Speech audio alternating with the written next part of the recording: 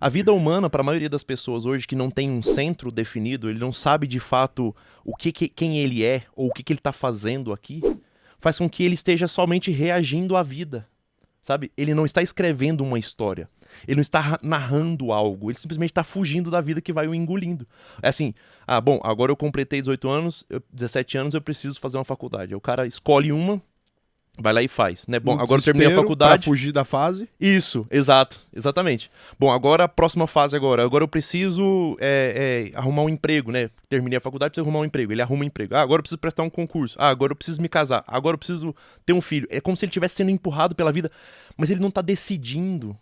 Ele, de fato, ele não tá escrevendo a própria narrativa, né? Não tem uma essência ali de que, eu quis fazer isso.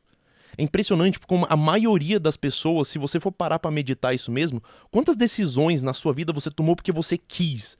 Você realmente estava almejando algo, você planejou aquilo, você fala, cara, eu queria chegar aqui. Opa! Antes de continuar, inscreva-se no canal para receber insights de empreendedorismo todos os dias. E lembre-se de deixar um comentário. Tem uma coisa que você estava falando aí, então as pessoas viverem com objetivo. E é engraçado que essa é uma coisa, né, de procurar o objetivo, de ter um norte, é uma coisa que é muito falada em diversos livros que são muito comuns. Mas tem uma frase que eu me lembro sempre que alguém fala sobre isso, que é do Alice no País das Maravilhas, né? Tem aquele gato, a Alice, ela entra no buraco ali pela primeira vez, e ela cai lá no mundo das maravilhas ali, e aí ela fala pro gato que ela tá perdida. Então ela chega e fala assim, olha, eu tô perdida, né? Eu não sei para onde que eu vou, não sei onde eu devo caminhar aqui, eu preciso... E aí ele pergunta pra ela, uma pergunta óbvia pra quem tá perdido, né? Sim. Pra onde você quer ir? E ela fala, não sei. Ele fala, nesse caso, pra quem não sabe pra onde quer ir, qualquer caminho serve. Porque assim, você não tem como estar perdido se você não sabe pra onde quer ir. É óbvio que você tá perdido, né? Se você fala assim, putz, eu vou botar aqui no meu GPS, eu quero ir pra não sei. Ele vai te mandar qualquer rua, não tem como, ele não tem como. Você precisa ter um destino, né? E como que a pessoa encontra um destino, então? Essa é uma pergunta que eu escuto muito, né? Pra onde ir? Como que é que eu enxergo o propósito da minha vida? Como é que eu enxergo qual direção tomar? Quando a gente fala sobre sentido, a palavra sentido, né, da física, na verdade, a origem dessa palavra, sentido é uma seta, um vetor, que parte de um ponto e aponta a outro lugar. O grande problema das pessoas não enxergarem o seu propósito é, de fato, elas não conseguirem responder a primeira pergunta. É aquele ponto inicial, parte de um ponto. Esse parte de um ponto a gente não sabe qual que é.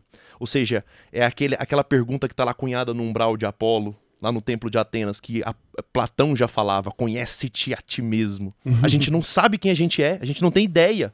Eu olho pra mim, eu não me conheço, eu não sei quem eu sou. Então é óbvio que eu não sei pra onde ir. A gente não consegue ter um senso de direção e propósito sem primeiro olhar pra si. Sem primeiro contemplar a sua própria natureza e falar, cara, quem eu sou, sabe? Porque a primeira pergunta é quem de fato eu sou. Depois é pra que eu sirvo? Tá? Então, assim, eu nunca vou conseguir enxergar sentido na vida sem primeiro olhar pra mim, sem olhar pra minha natureza mesmo, sem olhar pra natureza humana. Por isso que eu falo que a crise hoje que a gente vive do ser humano é uma crise, sobretudo, de identidade. Essas pessoas que estão perdidas, igual a Alice, né, qualquer direção importa, e de fato qualquer direção importa. As pessoas estão atirando a esmo. Por que qualquer direção importa? Porque elas não sabem de que ponto que elas estão partindo. Não sabe da onde tá indo. Mas isso é uma coisa natural do ser humano, né? Porque a gente nasce sem nenhuma informação prévia, né? Você nasce sem briefing ali, você vai, te joga no mundo, né? Tem até uma coisa do Sartre, um filósofo, e ele tinha uma coisa que a gente fala sempre de buscar a essência. O que a gente tá falando aqui é de buscar a essência, né? E aí o Sartre falava que, exatamente da maneira como você tá colocando, ele fala assim que a existência, ela precede a essência. Então, primeiro você existe. E depois você tem que encontrar um motivo para isso. Não é obrigação da existência te falar para que você existe, né? Exato. A essência você busca depois, sozinho. E como que a pessoa vai buscar isso? Eu falo assim, de maneira prática, né? A pessoa que tá ouvindo isso aqui em algum momento ali, e aí ela tá num canal de finanças, né? Ela tá aqui procurando algum tipo de desenvolvimento. Normalmente uma pessoa que tá querendo dinheiro, porque é isso que as pessoas vêm fazer aqui, né? Ela vem procurar o dinheiro. Só que o que elas não entendem, né? Que esse é um caminho que é o contrário. Primeiro primeiro você precisa saber algumas coisas mais básicas na sua vida, né? Primeiro você precisa saber o que você está fazendo, o que você quer fazer e para que você quer o dinheiro, né? Porque o dinheiro por si só ele é um meio, ele não é um fim, não serve para nada, ele não é um objetivo a ser alcançado. Só dinheiro por dinheiro não tem como ser um objetivo. Como é que essa pessoa vai olhar para si mesma, né? Porque isso é a saúde mental, inclusive. Sim. E como é que ela vai encontrar esse, sei lá, esse propósito, essa essência? Cada um chama de um jeito. Né? Eu falo o seguinte, voltando àquela frase que eu falei, só existem 2 momentos para o ser humano, é o agora e a hora da nossa morte. Então, a forma correta da gente fazer isso é, primeiro, a gente olhar quem nós somos hoje, né? Quem nós somos diante da realidade mesmo. Responder essa pergunta muito claramente, porque a gente tem uma mania. O que são a origem da maioria das doenças psiquiátricas? A ansiedade, a depressão, a esquizofrenia. Esquizofrenia em alto grau porque ela tem um distúrbio estrutural também, mas fundamentalmente a ansiedade e a depressão, o que é o grande problema delas? É uma neurose, ou seja, a pessoa olha para a realidade, mas ela nega aquilo que ela está vendo. Ela nega algo que é natural, algo que transparece nela, ela olha para a realidade e a nega. Ou seja, ela não consegue afirmar-se diante da realidade, sabe? Eu sei quem eu sou mesmo. A pessoa não consegue fazer essa afirmação com clareza. Então, a forma prática que a gente teria de conseguir se firmar um certo destino, digamos assim, é primeiro colocar os pezinhos no chão, sabe? Vamos lá, quem que eu sou? Sabe? O que eu sou mesmo? Vir pra realidade mesmo, né? Vir pra realidade, pisar na realidade. É aquilo que eu falei. Quem que eu sou? Cara, eu sou um homem de 31 anos, sou casado, sabe? Isso eu já sou. O que mais que eu sou? Eu sou pai de família. Isso eu sou. Sabe, o que mais que eu sou? Sabe, sei lá, eu sou um psiquiatra, eu sou médico, eu sou católico, eu sou... Isso são as narrativas da minha vida. Isso que pauta a minha vida. Todas as minhas decisões são pautadas por essas narrativas. Então eu preciso me inserir nelas de fato. Né? É claro que elas são mutáveis, é óbvio que sim. Então essa reavaliação tem que ser feita várias vezes. É constante, né? Constantemente. Todo dia essa pergunta se repete, né? Exato, exatamente. E o segundo passo é olhar para o final. Eu sempre faço um exercício, que é um exercício de um filósofo polêmico, mas é um exercício extremamente útil, né? A gente chama ele de necrológio. O exercício é o seguinte, você se imagina, primeiro você faz uma mentalização aqui, sei lá, quantos anos você pretende morrer, vai, se eu pudesse escolher.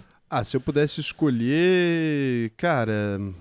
Eu não gostaria de ser aquelas pessoas muito longevas, não sendo bem honesto, eu não tenho essa pretensão, porque eu acho que o corpo ele vai deteriorando, né? Então, acho que no máximo uns 70, 80, vai. Pronto. Então você imagina o seguinte, tu morreu com 80 anos de idade. Tu morreu com 80 anos, você imagina aquela cena fatídica ali do seu velório, né? Você já bem velhinho, a galera em volta e tudo mais. E a galera fecha o teu caixão, né? Eles descem o teu caixão na cova. E naquele momento ali, você imagina um amigo muito próximo que te conheceu a vida toda, alguém muito próximo de você. E nesse momento em que baixarem o teu caixão e o coveiro jogar a primeira pá de terra em cima, esse amigo ele vai tirar uma carta do bolso e vai começar a ler essa carta para aquelas pessoas que estão ali presentes. Afinal de contas, quem foi o Raul, sabe? Ele falou, bom, Raul foi um homem, né? Morreu aos 80 anos de idade, meu amigo. Raul era o quê? Ele era um homem casado, ele era um homem que dedicou a sua vida a fazer o quê? Ele era pai de quantos filhos, sabe? Ao longo da sua vida ele se esforçou para fazer o quê? Vai ter nos bullet points ali, Isso, né? exatamente. A gente tem que saber como que eu quero ser lembrado ao final. Se a gente tem isso como um norte, é óbvio que vai ser muito mais fácil da gente encontrar essa direção. Isso é do Marco Aurélio. Ele sofria muito para acordar todas as manhãs, porque ele tinha muitas dores no corpo. O Marco Aurélio ele era um dos imperadores romanos e ele era um filósofo também, né? Então, ele tinha muitas dores no corpo e aí as pessoas, né? Ele sempre se questionava o porquê de acordar, porque era difícil para ele. Ele acordava com dores, para levantar da cama era complicado. Ele só começava a trabalhar normalmente na parte da tarde. E aí sempre perguntavam para ele, né, o que motivava ele, né? Ele tem as reflexões dele que ele escrevia e tal, então você consegue ver isso. Era uma coisa que aparentemente as pessoas perguntavam para ele o que motivava ele com dor a acordar, porque ele chega em raciocínio sobre isso, e ele fala que ele só acordava e só levantava da cama porque ele tinha uma obra de arte única, né, que era a própria vida. Então ele estava esculpindo a vida dele, ele era uma obra única, como se ele fosse um artista e ele estava esculpindo a própria vida. Então ele era a obra dele de homem, é isso que ele fala. E aí eu tô esculpindo minha obra de homem, né? É isso.